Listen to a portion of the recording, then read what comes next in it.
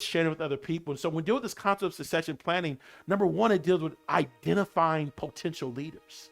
And this is important. In order to identify, we can't be power hungry, we can't be insecure, and we actually got to have a heart to see people grow and bring the most out of people. And I think sometimes it's this insecurity, or it's this power trip, or some of these even our ego that even stops us from really identifying people that are actually qualified for the job. So many times we're picking people based on nepotism, based on you're my friend, based on I like you, have no qualifications, by the way, but I just like you, versus have I really done an assessment on what are your skill sets, what are your characteristics, and what do you do well. Now, once we identify that, the next step is really to move into what we call training and development. And I do a whole chapter on training and development because one of the things that I've discovered is if we're going to truly develop leaders and we're going to truly have effective succession planning, we got to have effective leadership development training programs.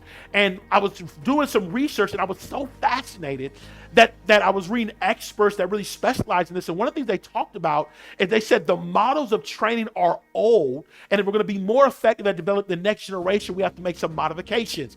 This deals with programming. This deals with the integration of technology. But I want to provide a nugget of wisdom that I think is so powerful. When we deal with training, it's not just a lecture or even a training. Again, that's important. That's required and that's needed. But Tish, there's two other parts of the training that I think sometimes we miss. The first one is coaching.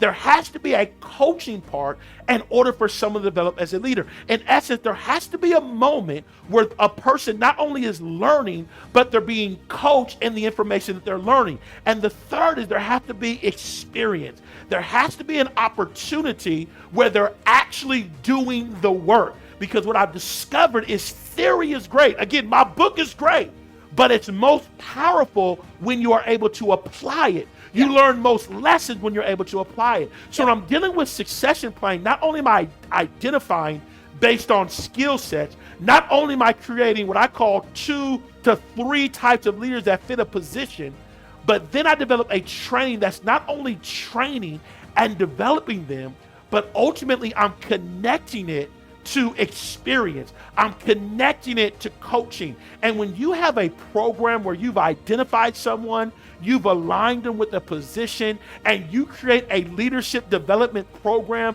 where you have the training, you have the coaching, and you have the experience, I am telling you, they're going to transform your organization and your company.